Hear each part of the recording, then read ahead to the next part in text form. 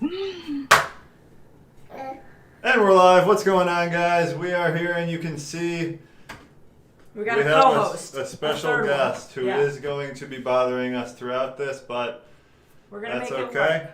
Yep, usually he's napping, or we have some arrangement with like a babysitter or something for these. But today, he's there. He's just off screen. So I'll be handing him stuff. We have a basket of goodies for him. Yeah, so this is our ongoing interview series, and this time we have a normie, which I think you guys like the best as opposed to the experts. Her name is Ketoginja, and she has a YouTube channel. It's right here, Ketoginja, which I'll also link this in chat and in the description of this video. I haven't actually watched a ton of her videos, but she must be doing something right. She's got 50,000 subscribers, close to. She's lost, I think, 120 pounds. She's also here on Instagram, Ketoginja. She's dropped 120 pounds on keto. Photographer, recipe creator, YouTube lady, boy mom, wife, autism advocate. Ooh, I'm a boy mom too. Yay. And here she is. How's it going, Ketoginja? Hey guys! We should probably go with Amanda, because that's her name. Okay. You know what? If people run into me out in public and want to say hi, they always say, hey, Ketoginja, and I'm convinced that they don't know my actual name. Yeah. I didn't know it. Well, it's right there. Yeah. It's on her profile page. But you are definitely a ginger. Is that what it's from, your hair color? Okay. Yes, it's a play on ginger and ninja, because I'm a ninja in the kitchen. Ginger. I'm punny. I'm a huge dork. So if it makes me laugh, I just put it out there. Perfect. That's great. Yeah. So tell us a little bit about your story. I don't know much about it. You found keto and you've lost 120 pounds. What was your process for finding it? Were you trying a bunch? Ago? Yeah, how long ago? It's a double-edged sword for me story-wise, because most people go into keto, I think, with a weight loss journey in mind. I started keto 3 years ago. I've had my YouTube channel for 2 years. So I started my channel when I hit my 1-year anniversary of keto. I lost 120 pounds in 11 months. Wow. In 11 months. The reason that I started was I've suffered from this autoimmune skin condition called, I'm going to butcher the name, it's super hard to say, hidradenitis suppurativa. HS is the shortened version, and it's basically an autoimmune condition that causes all kinds of cysts and disruptions in your skin. So you get these enormous infections and scarring and boils. It's horrific. Now, it's coming into the light as being a more well-known condition now, but I've suffered with this since I was a little kid. The answer was always lose weight. You go to the doctor, they tell you lose weight, lose weight, lose weight. What they weren't saying is stop the inflammation in your body, because that's what the problem was. I didn't go into this to lose weight. I went into this to see if it could reverse my skin condition, because I had suffered for so many years. I was embarrassed. And I'm an esthetician. So to have this crippling skin condition and be so aware of it and be in beauty, it was just difficult. But inflammation started slowly going away, but I didn't have success with the skin condition right away. What I did have success with right away was weight loss. The scale went crazy. I lost 30 pounds in my first month. Wow. So in 1 month, I lost 30 pounds, which to me, a light bulb went off when I said, oh, hey, I'm probably allergic to literally everything that I've been eating. So weight loss was a symptom of keto for me, along with many other things. But I always try and remind people, yes, weight loss is an incredible benefit to eating keto, but it is probably one of the last most important things for me personally. So have you done any research surrounding HS that talks about whether weight loss really will help with it, or cutting out sugar and carbs will help with it, or is there not a lot of research out there at all?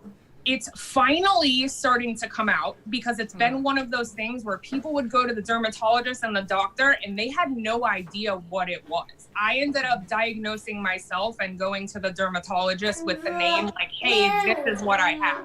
And that's how I got started. Now, the deal with the weight loss is you're more likely to have issues in places that have excess skin, excess fat, excess folds, just like any kind of rash or skin condition. But eating that way, reducing the inflammation in my body is the only way that I can keep it away. The second I start ingesting sugar, let's say that I go ham and I have a few days off or a week off, I will have an issue. And it's been years since I've had any kind of issue with it. So as soon as I eat off the rails for more than a day or two, everything comes back. Everything. So like all the flaring and stuff, is that kind of instant? Like do you find it, like if you had like a donut, like in an hour you see a difference, or does it take a while for the It takes a while. If I had one donut or one day that was off plan, I would more than likely be okay. But if I just went back to my horrible way of eating that I did before, I would be a mess in no time. Yeah. Okay, so did you, when you first started, have trouble sticking to it? And like, what was your history? Because a lot of people in this day and age, they've tried a bunch of diets. They were not really able to stick to any of them. How was keto different? This is embarrassing. I've lost a massive amount of weight 3 times total in my life. The first time I did Atkins, I was very young. I was like 18, 19 years old. And I did Atkins in the way where basically all I ate was low carb processed food. So low carb lean cuisines, hot dogs, all of the easy keto food because I didn't know what I was doing. So I did Atkins, lost a ton of weight. Not the healthiest way, but I did. And I kept it off for about 10 years. Then I got pregnant with my first son and put on 80 pounds. I put on 80 pounds with my first pregnancy, had my son. 3 months later, surprise, I'm pregnant with his brother. So Whoa. I had my kids back to back. They're only a year apart. And the total from, right? Yes. That's Lincoln and Levi. They're both on the autism spectrum, which I didn't know then. But fast forward, and all of those symptoms I was talking about having more energy, starting to lose weight, feeling more exuberant about my life, my kids needed that. Desperately. They couldn't have some uncomfortable, heavy, no energy mom because I had to mom even extra. As hard as momming is, you throw in unique needs with 2 of them that are a year apart, and I was scared that I wasn't going to be able to be the mom they needed. Yeah. So is there any specific things you do when you're doing keto that have helped you stick to it and have such success that maybe other people could learn from? Like what are some tips or like some staples that you have? Helps you stay committed. My staples are my basics. So eggs, avocados, frozen broccoli, frozen cauli rice, cream cheese, sour cream. Foods like that are things that I absolutely always have in my arsenal. And if you guys check out my ebook, my recipes, from recipe to recipe, a lot of them have the same ingredients, but they're made differently. So my food never gets boring. I could eat cauliflower rice every day of the week in a different way, and it would taste like a totally different meal. My husband was a meat and potatoes, rice-a-roni, instant taters man when I met him. And now he's able to stick to keto because all of the food that we make is fat kid keto. It still tastes like your fat kid favorites. You still feel like you're having this indulgent, southern, delicious meal, but it's low carb. So anything I'm craving, I make it keto. And so that works. We have your ebook pulled up. I love the name Fat Kid Keto, and I love that picture of you. Thank that must you. have been such a fun photo shoot, like my dream thing to do. I'm a photographer, so if you ever want to do something fun, I got you, girl. Oh, yeah. That's I my real want to do job. I want to do like breastfeeding photos. So it's my favorite. All black and white. We'll talk later. So you making all these delicious recipes with these staple ingredients, do your kids also like enjoy it and they like they have fun? Do they get involved? I think that's probably like going to be a great part of having kids. If you scroll through my videos, my kids love to cook, and having them involved, even if it's something that they won't necessarily eat, they're excited that it exists. A lot of kids on the spectrum have very limited palates and what they will and won't eat. So we basically push all of the low sugar, low carb things that they love and pepper in the things that they can't live without. Okay. So they're on the path. It's my dream one day that my entire family is eating a beautiful sugar-free low carb diet. And I feel like we'll get there one day. But they know what keto is, which I think is so cool because they're little. They're like 5 and 6. That is cool. Yeah. So, just out of curiosity, because I like to relive my childhood, what are those things they can't live without that are like high carb? Like hash brown casserole. Whoa, Was something that great. I missed so much. So I have a loaded cauliflower rice that tastes exactly like a homemade hash brown casserole. And then I have a broccoli dish that's similar. That's the Fat Kid broccoli. That was kind of my claim to fame, if you will. Like that's what kind of set off my Instagram was the Fat Kid broccoli, and we just kept compounding on the Fat Kid thing because I'm gonna be real with you guys. If I was gonna die tomorrow, I would run to Publix and eat an entire birthday cake. I would not run and get. I would do that too. Yeah, I feel like I would turn to drugs. Oh. It is. Yeah. Right? Well, that's the thing. Food. Sugar is a drug. Yeah. I would go immediately to all of those comfort foods, and I make no bones about it. I'm not one of those ketoers that's like, oh my God, you ate a McDonald's French fry. How dare you? Like, I'm just not that girl. I'm not the one. You know, I will still have a chicken nugget from time to time, and I'm going to be okay because the alternative, I was eating an entire dozen of donuts and fucking down a Frappuccino that was this big. So all of the choices that I've made are so much better. Even if I have an off day or a slightly higher carb day, I'm still doing wondrous things for my feel. Yeah, and that's a really good perspective I think people fail to have. It's like, you know. Everyone's all or nothing. Right, and so like if they have a bad day, they have a bad week, they have a bad month, and then all of a sudden they're just off, you know? So have you had any like fall off the keto wagon moments for like weeks or months? Definitely. Many. Okay. Yeah. Many. I am not at my lowest weight right this moment. In fact, now where I hadn't gone completely off the rails. I had a birthday here, a Christmas there, but Florida had a really bad hurricane, and I had an entire week where I ate whatever I wanted. That turned into a month of he wants to talk to me. He knows I'm a boy mom. He's a big talker. You know that, yeah. He knows I'm a boy mom. He's like, the lady. Okay, you're gonna step off screen for a little. Yeah, I get it. Totally get it. If my kids were here, this would be upside down. We had a hurricane, and it was the first time that I took a long period of time off because I let my anxiety get the best of me, which is my biggest trigger. If I'm scared or sad or angry or any kind of negative emotion, I will immediately start to crave unhealthy food. So not knowing what was going on with the storm, I just ate everything in sight, put on like 20 pounds over the course of a couple of months because I'd have 2 good days, 3 bad days, so on and so forth. What I had to realize for myself this year was my past mental health and my relationship with food was very, very toxic and very unhealthy. My inner dialogue and my inner narrative was very abusive to myself when I was heavier and when the scale would go up. I was not kind to myself at all. I was my own worst enemy. I would say awful things and feel awful things. So I struggled with eating disorders when I was younger. So I was scared to try keto because I thought having to be so in tune with the numbers and the math and tracking everything, that scared me.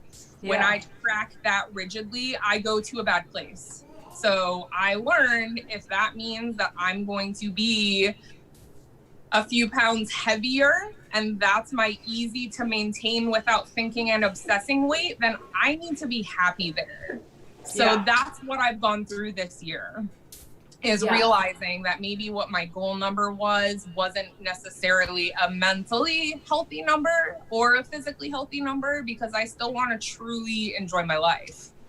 Yeah, I could not agree more, especially after becoming a mom and then like putting on weight and coming to terms with the fact that like we're told we want to lose weight at all times, right? Like the diet industry is huge, but you're putting on weight. How do you how are you all of a sudden supposed to embrace that? I really struggled with that. I had a lot of negative self-talk. So how did you work through the negative self-talk? Like, what have you done to implement to help with that? Because I think a lot of people struggle with that. Men It and gives women. me goosebumps. I think all of us struggle with that. Even Yeah. if we can't be transparent and admit that we struggle with it, I think some of the most confident people are probably dealing with something internal that they need to address. For Yeah. me, I'm very lucky. Like you, I have an incredible partner. I have a support system that he just gasses me up at every Yeah. chance he gets. It doesn't matter what I'm doing. I'm washing the car, I'm pulling leaves, he's cheering. And I needed someone like that. And Yeah. whether I was 280 pounds or 130 pounds, he never stopped touching my butt or telling me that I was beautiful 900 times a day. I'd Yeah. never had that before. Yeah. I think I'd a lot never of had people someone don't love have me that. like that before, and that was a game changer for me. Yeah, that is amazing. That's amazing to hear. Like, when I was pregnant and I felt like bad about myself, Matt would say, like, you're so sexy. He would just remind me time after time. And I think that having that, like, one person, or even just like family members saying you look good, it doesn't have to be someone touching your butt. Which My we love. bestie, I have a couple of really amazing girlfriends in my life that boost me up when I'm like that as well. Yeah.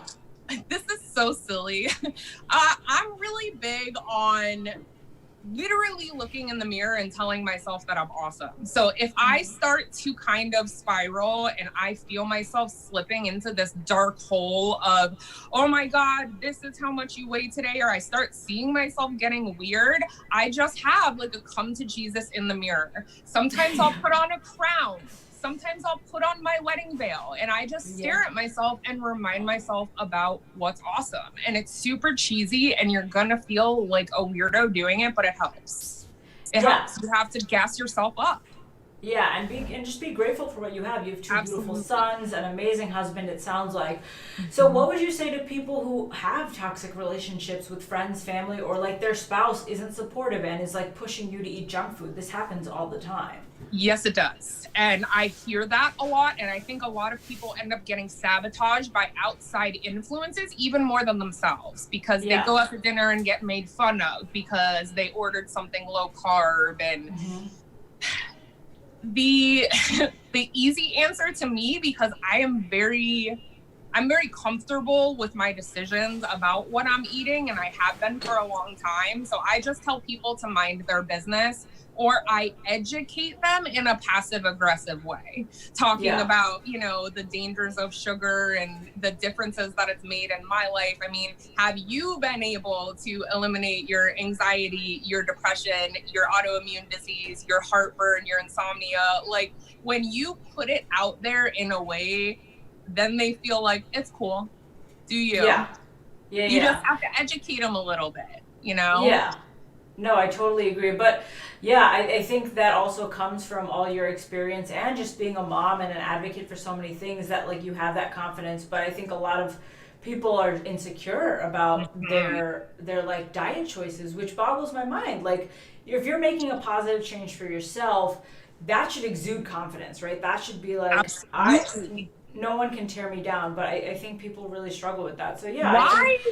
This is a totally, you know, I could open a can of worms about this, but why are we so embarrassed and ashamed of trying to better ourselves? Why is that the immediate place that we go to? Like, I don't understand why it isn't. Like, if someone's going to the gym every day, they post about it, right? They check in, here I am, I'm at the gym. But when someone's eating healthy, it's like they get picked on. And I don't really understand that at all. I know, like even in law school, or like even now, like if you go to the office, like there's that guy who's drinking like a full, you know, sugar soda and like having a Snickers bar or a Nutri-Grain bar for breakfast, and that's just so normalized in our society.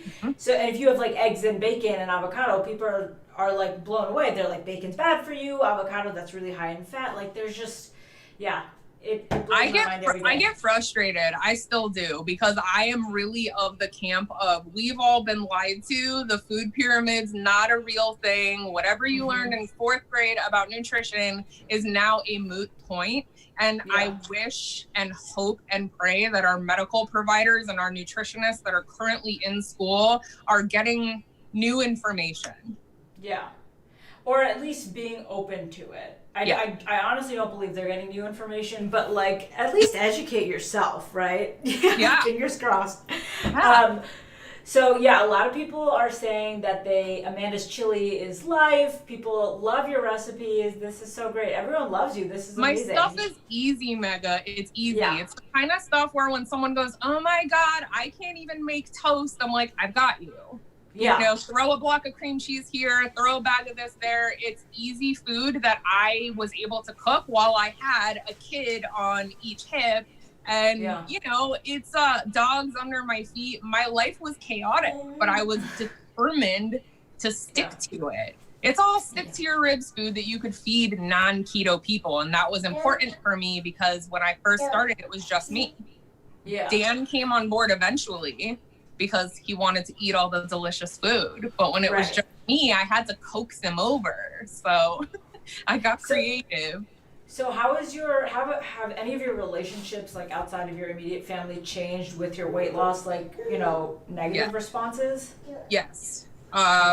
When I got down to my lowest weight, which for me was 130, which is crazy because I'm like 5'8.5". Wow, that's tiny. Whoa. If I track my macros and really stick to it, my body will go there naturally. So I had to implement more fats and more calories and kind of find the right rhythm for me personally. But yeah, I mean, I had a lot of family that was, oh my God, you're too skinny. And, you know, it's just Thanksgiving, eat the mashed potatoes. I'm like, I don't want to tell you that if I eat the mashed potatoes, you could potentially derail all of this amazing work that I've done for myself mentally. Physically, like it's not just about the mashed potatoes, and if I want to eat them, I will, but please don't push me.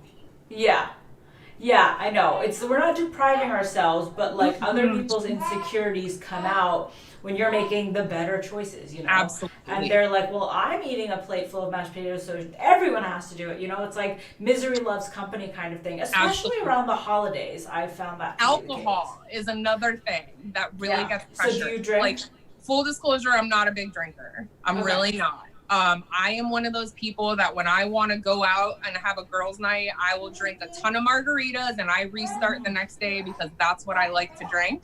I'm not one of those people that tries to find room in my day for like a glass of wine. I don't love it that much. So I drink so infrequently, that's never been an issue for me. I go out sober with my friends all the time.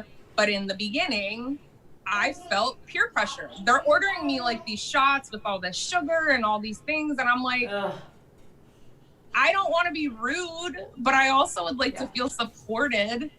Yeah. If I told you that I was diabetic and I was literally allergic to the shot that you're pouring me, would you still make me feel bad about not taking it? Probably not. Yeah, probably not.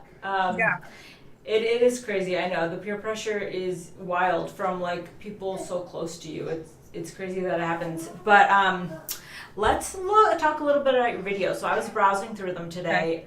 Amazing content, first of all. All your thumbnails are so good. Do you do all of the editing and everything yourself? I can't even believe you're saying that because I feel like such an amateur, but yes.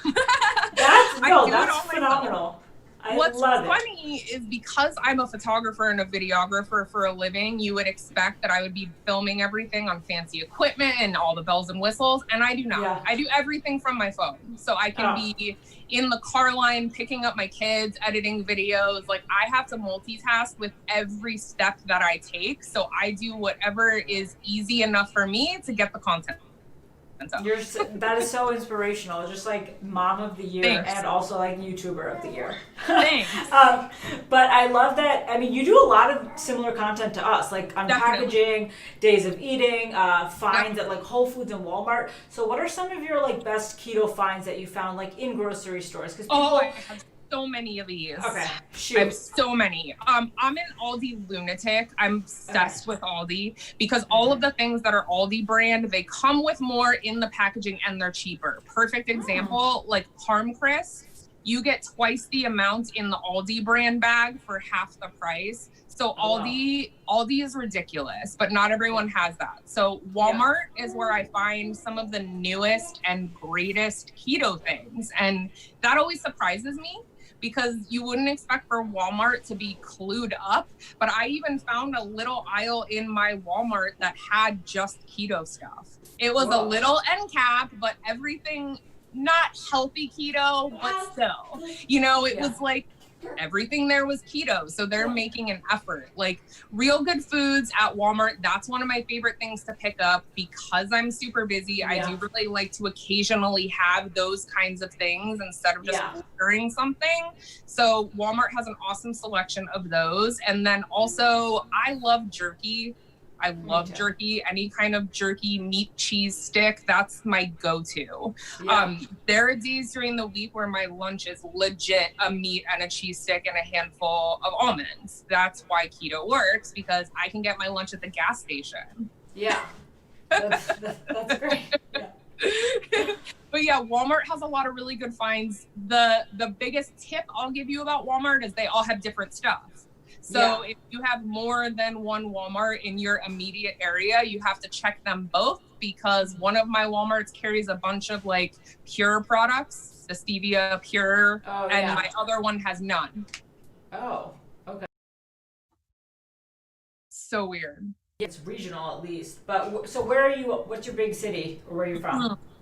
I grew up in Fort Lauderdale, but I currently live in New Smyrna Beach, which is just south of Daytona. Okay, cool. Yeah, so we're close. You like it? You guys are in Atlanta, yeah? Yeah, we're pretty close. We should definitely talk about a collab afterwards, but... Yeah, I know. I'm like, I want to do a keto dinner party. I think that would be so much fun. That would be amazing. And we'd get our kids together. I know. It'd be awesome. Yeah. And then KetoCon got canceled. I know. Or rescheduled, I guess. I was devastated. That was such an impactful thing for me last year when we went.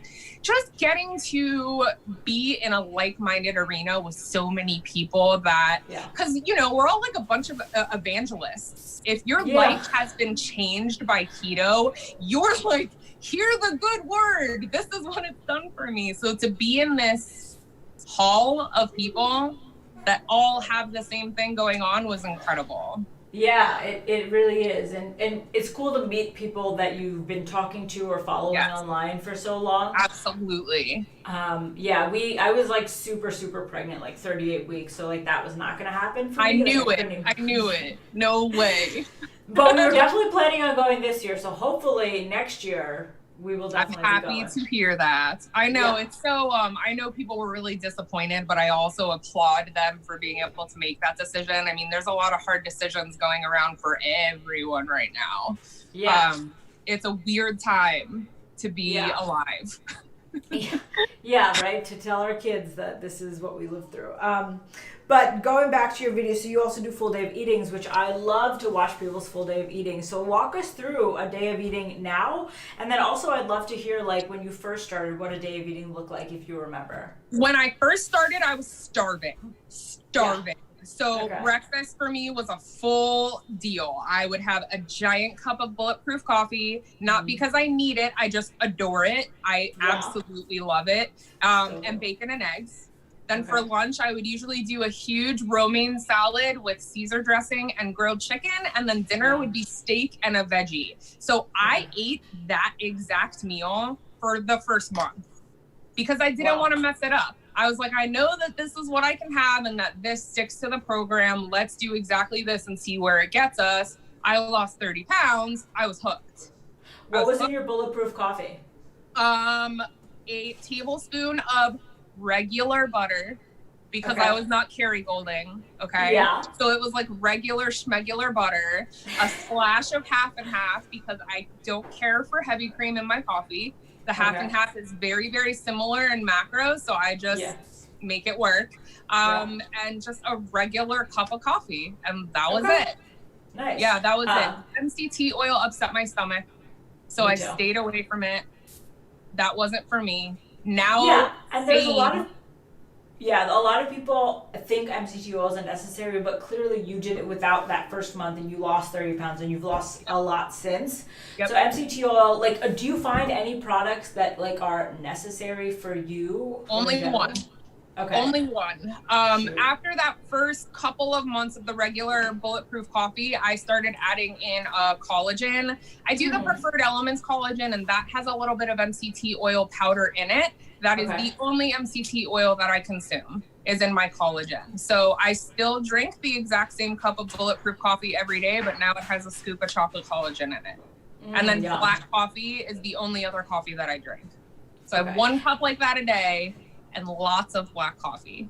And speaking of the collagen, I actually watched one of your day of eatings where you talked about it and you mentioned that it helps with the extra skin. So do you have any tips? Because you lost a lot of weight and I always forget that like with that comes some skin, right? That is left. I will need skin removal surgery on my stomach. Okay. Period. Because I have lost massive amounts of weight twice and the kids back to back, and I'm apple shaped. I had everything going for me to like destroy my stomach, you know? So that's where the majority of my loose skin is, but like my legs and my arms, everything more or less went back to normal. I lift weights in the house at home every day, and I've done that since the beginning. Just if I was having like a food craving that I couldn't kick, I would do something active. Little weights in the house or dancing in my living room, something to distract me away from the craving. And that helped tremendously. But I also love just cocoa butter lotion, the cheap stuff. Like cocoa butter, vitamin E, cheap stuff, cocoa butter lotion. And you found that helps, and like then the collagen as well, you said, right? Yep, collagen as well. I think the collagen had so much to do with why my arms didn't get super saggy, because my arms were very, very large. I definitely have some skin. Yeah. But for how much I lost, my arms should be a problem. Like, I don't think I'll need skin removal surgery on my arms, and I attribute a lot of that to cocoa butter and collagen. Amazing. Yeah. I definitely used cocoa butter on my belly when I was pregnant. Still got the stretch marks, which I'm fine with now. Like, I don't even care. Like, I was so worried about those when I got pregnant. When I saw them, I was like freaking out. And now I'm like, look at what I have. Like, I have this amazing little baby. Like, who cares about some stretch marks?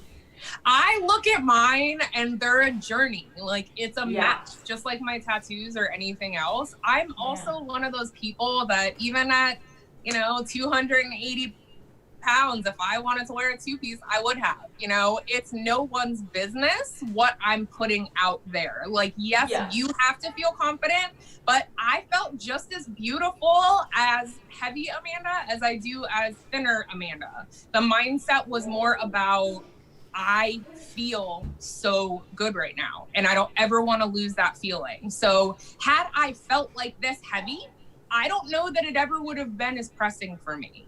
I just have so much energy all the time. And as a mom and running around like a lunatic and still being able to like really power through, I that's all keto, Yeah, that's amazing. We definitely need it. So a full day of eating, what it looks like now, and then also we'll chat on in the beginning if you included desserts, because it sounded like you didn't that first month. So the first month, no.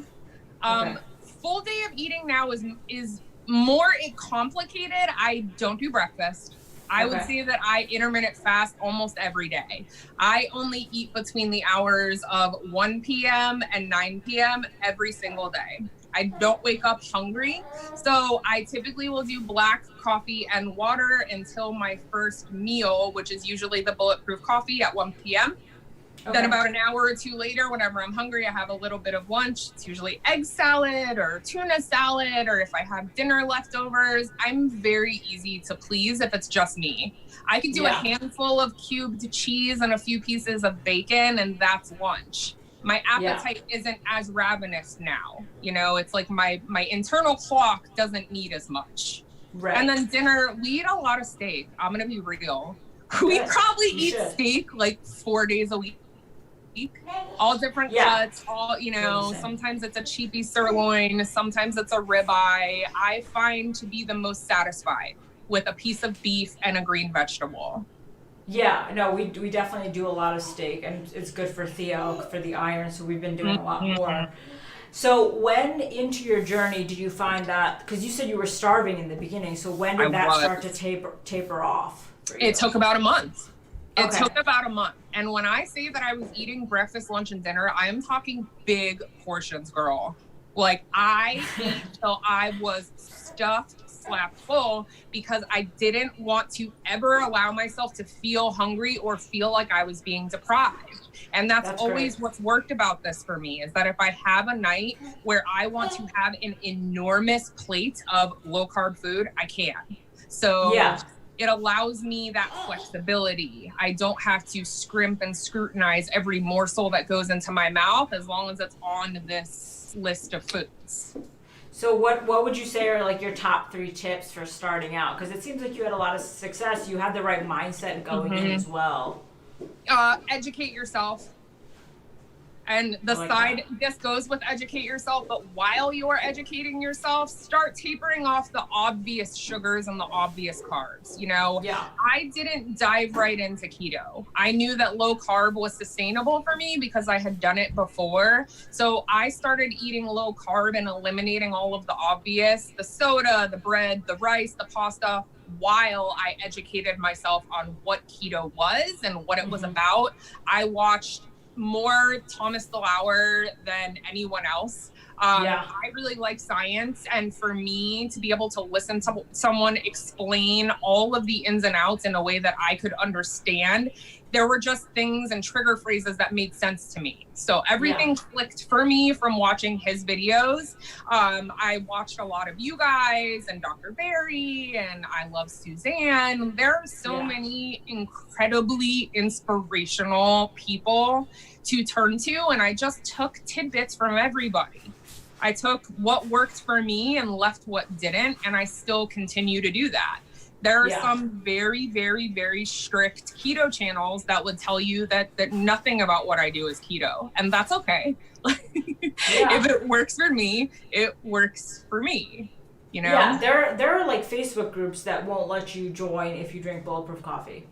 Yes. So, I mean, there's every type of person out there, and exactly, finding what works for you. And you've had success. I've had success in my own ways, so it's like we both do it very, very differently. So it all comes down to you, which I know people hate to hear. They want like the blueprint of how to do it. But do you have any other tips? That's great advice, though. That's like the biggest, most important advice, is that you can never, ever, ever compare or imitate someone else's journey and expect the same result. It will not happen. I could have 2 women, same height, same weight, eat the exact same things. They will lose weight differently. They will have benefits at a different rate. We are all biologically so incredibly different. And you have to know that going in and accept that going in. Not everyone is going to be neighbor Barb that lost 90 pounds in 13 minutes. You know, not everyone is going to have that experience. Some will. You know, people want everything now. So you have to change it knowing that it'll happen eventually. We're definitely a society of instant gratification, and people want, like you said, results now, and that's just taking away from the future opportunity, because you burn out and you feel like it's too restrictive, and then you just stop altogether, and you feel like keto didn't work for me. Exactly. And I hear that all the time. And the people that are saying that are the people that were keto for 3 days and then not for 5, and then they were for 3. You have to give it a real running start. I always tell new people, take that first few weeks or however long it is for you to educate yourself, make your mind up. But then when you pull that ripcord, give it 30 solid days. Give it 30 solid days of absolutely no cheats, no off-plan anything, and commit to yourself. Because what's 30 days? We've already been quarantining for more than half a year. So I'm pretty sure you can handle 30 days of doing something different. And I think the effects are so crazy after a month of sticking to keto, no one could tell you any different. You know? And so what about like adding, like working out and things like that? When did it come for you? And do you think that's a good idea to like jump right into doing everything like tracking, changing your diet and exercising? No, I think I don't. I think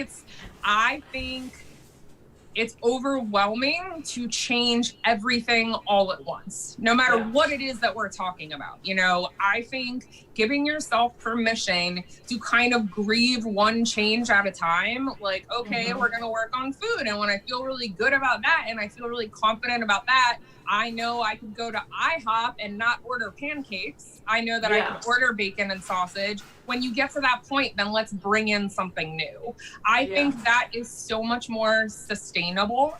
And since this is supposed to be a lifestyle and something that you adapt to for the rest of your life, it doesn't have to be all or nothing. You know, you can wade into it. Yeah, I love that you said grieve that change. Like, you don't look at it like that, but it's that kind of a change has such a big impact on you. And we're acting as if it's like something just so easy to flip a switch overnight. We can do all of these different things, but it's so drastic. And I love that you phrased it like that. It gives you a lot more perspective. Yeah. Incredibly drastic. Because you have to think, right? Like, standard American diet me would have been like, oh, I had a really hard day, let's do an easy dinner. And it would have been packet of sugary oatmeal with sliced bananas with toast on the side. And to me, I thought I was eating something healthy, you know? Like, I really truly did. So until you feel confident enough that you know that you're doing this for the greater good, it just takes time. I think everyone would love to just dive in and do it perfect, but I surely didn't. You know? Oh my gosh, so cute. I'm gonna die. So let's talk, this is a big one, cheat meals, cheat days, because people will, before they even start the diet, they'll be like, when can I have my first cheat day? And we're like, all right, let's flip that mindset right there. But yeah, go, shoot, tell me everything about it. I hate that. I don't want to say hate. I really truly dislike that narrative when people ask that, because to me, if you're asking me that question, you're not ready to make real changes. You're just not. Like, everyone likes birthday cake. I get that. But for the most part, you should be doing this for more than just to lose a few pounds and fit into a dress, right? Most people have a health connection, a mental health connection, a weight loss connection. This is a fundamental choice that you're making to change your life. But that same person could go to the doctor and just get a random prescription written to them for weight loss, and it would go right down the hatch. You could tell them, like, you can have a cheat meal, just take this pill, and they would. So you have to escape that mentality in order to, you know, you have to make yourself do it. You just have to. So how long until you had your first off keto meal or day? Like 7 months. Wow. That's a lot. That's 7 amazing. months. Yeah. Yeah. And I was it planned or random? What my history with food had been, I had a lot of times in my life where I was not good to myself with food. You know, I had issues with eating disorders and binge eating and all of these, you know, this psychosis basically regarding eating. So when I first started, there was still a part of me that really wanted to control everything. So I went 7 months because I was so scared that if I had an off-plan meal, that everything would go back to the way that it was. Yeah. I was scared. And then, you know, once I did try and added in a thing here and there, I felt like crap. And like one off-plan day and I'm up 7 pounds on the scale, that's frustrating. Yeah, it's definitely not easy. Mentally or physically. And for me, I found the same until pretty recently, until after I had Theo, I found myself shying away and even scared of foods, which I don't think is a healthy way to live. So what for you changed that? Because I'm assuming you're not scared of foods anymore? Not at all. Okay. I did not want to have any anxiety or depression regarding nutrition. Okay. Yeah. So I didn't want anything about the foods that I was eating to have any kind of negative power in my mind. So I basically had made my mind up, okay, this is a way of life. This isn't a diet because a diet is restrictive. I just no longer eat these things. These are the things I eat. These are the things I do not eat. And I just kept it that simple. And that whole play on words in my brain, it wasn't, I can't have this. It's, I don't eat this. Yeah. And that changed everything for me because I wasn't punishing myself anymore. Wasn't punishing myself for having the cravings and wanting this and that because, you know, I was able to remind myself that's fine that you want that, but you don't eat that anymore. And that was really helpful in talking myself away from things that I shouldn't be consuming.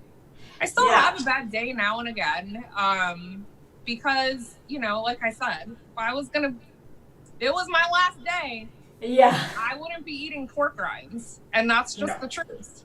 No, I honestly, I don't think anyone should or would. Yeah. But yeah, reframing it for sure is definitely, it's hard to do, but it makes a lot of sense to reframe in the sense like what you're eating does directly affect how you feel. And I think before I went keto, Matt always talks about this, like he never correlated like, oh, I have a big pasta meal and I'm tired. It must just be, I'm tired for some reason, as opposed to like the pasta really affecting you.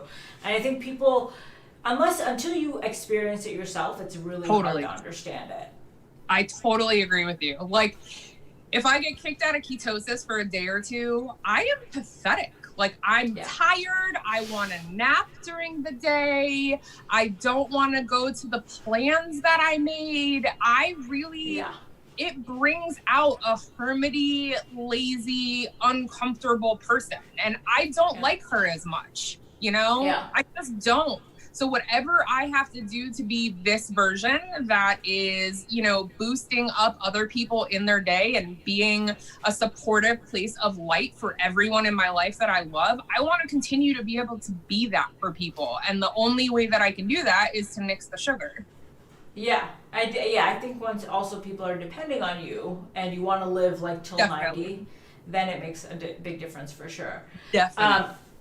So I'm sure you've hit a plateau here or there, and that's one of our other big questions. Like, when you hit a plateau, what do you do? Egg fast, butter and ground beef fast, like all these like cleanses. All of those things, man, I've tried them all. I can never make it more than 24 hours. I'm going to be real with you. I love eggs, but how many ways can you eat an egg? What always happens to me with those kinds of beef fasts or butter fasts, and what always happens is I just don't eat. I just end up fasting. You know, after a day of that, I'm like, this is miserable. I don't want any more eggs. So I like long-term fasting. If I hit a plateau, I will fast for 24 to 48 hours. I still consume black coffee, lots of water, lots of electrolytes. I take supplements and will also drink like bone broths and some pickle juice. I know some people water fast. That's not for me. I do still include the broths and that sort of thing, but fasting will break my plateau every time. So do you find that it just breaks the plateau and that mentally feels good, even if you're not actually like continuously losing weight after the fact? I do usually though. Like, I know that would probably be different for everyone, but for me personally, if I do a relatively long fast, I jumpstart my weight loss again. And I think part of that is because my appetite shrinks a little bit. If you eat less, you know, for a couple of days, your stomach's a little smaller, you don't need as much food. So I think your body gets comfortable running on its fat storage. So you don't need quite much.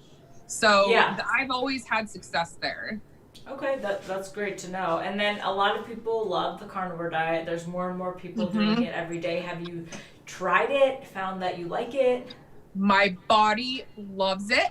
Okay. I have amazing weight loss. I feel amazing, but I love vegetables. I enjoy eating salads so much. It's not worth the trade-off for me. I miss the vegetables so much. It's just not worth the trade-off to me. I was a vegetarian for many years in a past life. Yeah, so was Matt, because actually. of that and meat having to kind of grow on me, I have always consumed a ton of veggies, and I would never give them up. I don't think tomatoes and spinach made me heavy. You know what I'm saying? It was like Twinkies and Frappuccinos. Yeah. Yeah. Do you eat a lot of Twinkies? I don't think I've even tried a Twinkie. They just don't appeal to me. I was disgusting. I was raised on, like, I had a family that didn't cook much.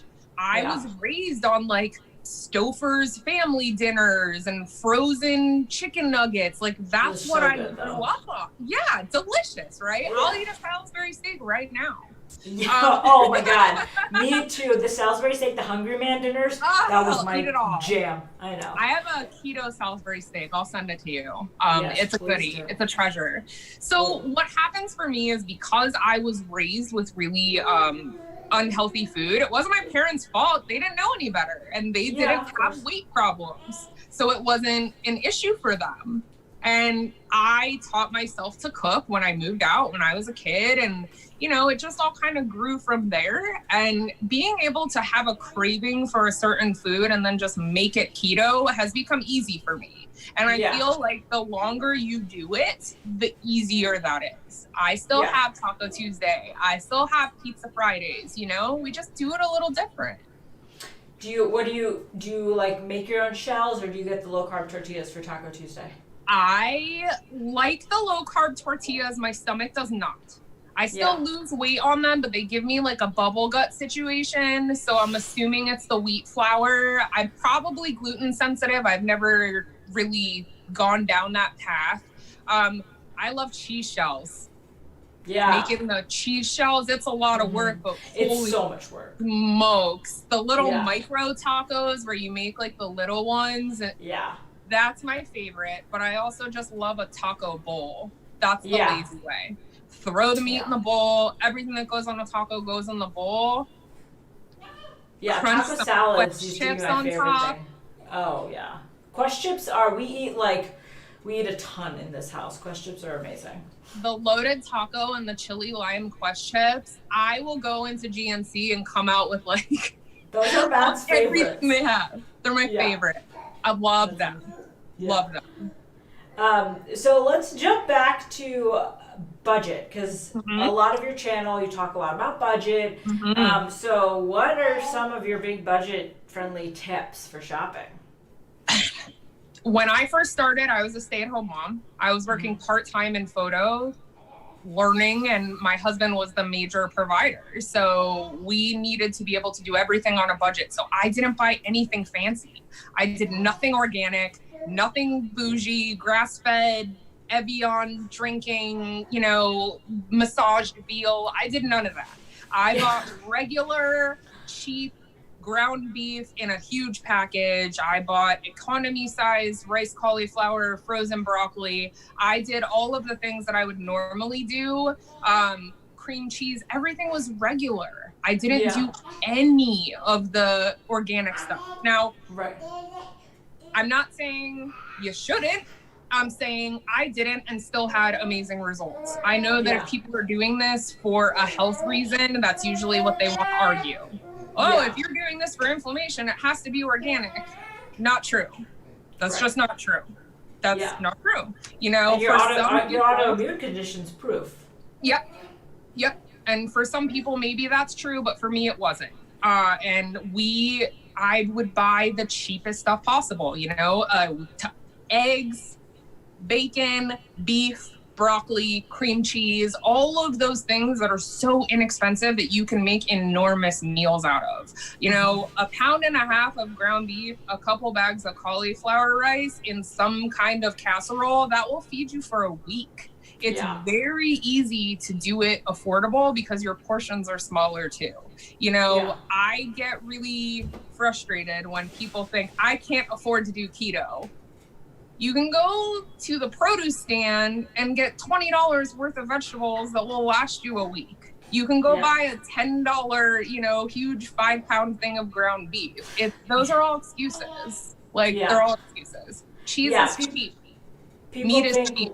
exactly. So like I think the biggest budget friendly tip is like buying in bulk, but also not getting caught up with all the keto products that are out there. There's just Absolutely. so many, and they're so expensive and so Absolutely. unnecessary. Yeah. Well, I feel I do a subscription box now, but I was never one of those people that would roll into the health food store or order a whole box of 10 items of something that I didn't know I was going to like. I would never do that. So people think the subscription boxes are expensive, but we've found some of our favorite things that way without having to like buy a whole box of something that we don't like. Right. No, So that's a good one. Yeah, we got Keto Crate for a while. I think that was our favorite. Is that what you get too? Yeah, right now I have Keto Crate. I did Keto Box before. They're all they're all the same. It's all like the cycle of the same stuff, really. But it's also, you have to learn to cook a little. Because it's really cheap and affordable to make your own keto treats and baked goods and cheesecakes and all of that, but you have to not be afraid of your kitchen. Yeah, definitely. And then we are winding down here, and one last thing I'm interested in is, are there ingredients that you stay away from when you're shopping? Yes. I personally do not like anything with xylitol. So if I can avoid xylitol, I do. It upsets my stomach, and it's not good for dogs, and that scares me because I have 2 dogs that still get into everything. I also cannot do maltitol or maltodextrin in any capacity. That's kind of an obvious one. And I personally am very careful about my chicken. Now that we are doing a little bit better financially, chicken is an area that I do now buy better quality because the texture of it is better, in my opinion. Yeah, no, I think chicken's one of those things that, the better quality, the better it is for you. The texture is different, for sure. Yeah. Okay, so this was an amazing interview. Where can everyone find you? I am Ketoginja on YouTube, Ketoginja on Facebook and on Instagram. And then I also have a Facebook group called Ketoginja Kitchen with some of the coolest people in the entire world. No keto police. It's a really fun Facebook group. Awesome. Okay, well, this was great, Amanda. We really appreciate you coming on. Of course. Thank you for having me. Okay, bye. Bye. All right, guys, that was the interview. Basically just me and Amanda, but it was really fun, and we will be back tomorrow. Yeah, at Seamland. 12:30, I'm pretty Who also sure. has a YouTube channel. Did you know how to close out the live stream without me? That's why I came back. No, I do not know how to do anything. All right, guys, I'm that's the it. mom. And we also have a video from earlier today too. It's how to track macros and plan like a full day or week of eating using a macro tracker. That goes perfect with today's interview.